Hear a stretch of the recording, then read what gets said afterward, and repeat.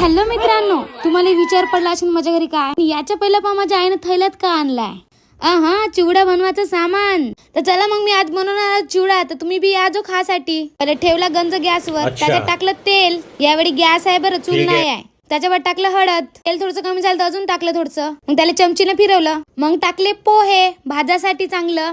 मस्त पोह्याले भाजलं. तुमच्याकडे असंच करता का सांगा जो बरं.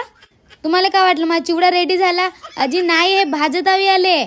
रुको जरा, पिक्चर अभी बाकी आहे. दुसऱ्या कढईमध्ये टाकून मस्त शेंगदाणे भाजलो. तुमच्याकडे कशा चिवडा करता कमेंट मध्ये सांगा जो बरं. मग डाळही भाजलो. मग त्याच्या बाद कांदे भाजलो. कांदे भाजून अलग काढून ठेवायचे. सगळं सामान भाजायचं ना अलग अलग काढून ठेवून द्यायचं. माझ्या चिवड्याची वास म्हणे बाई आली आमच्या घराकडची. हे नाही बनवता, मीच बनवता. मग कढीपत्ता लई भाजलो. जिरं लसणाला भाजून टाकलो. मग सगळं एकत्र करून केलं मिश्रण चांगला. तुम्ही असंच बनवता का कसं बनवता? मग त्या भाजलेल्या मिश्रणाने टाकलं पोह्यामध्ये. सगळं मिश्रण टाकलं पोह्यामध्ये.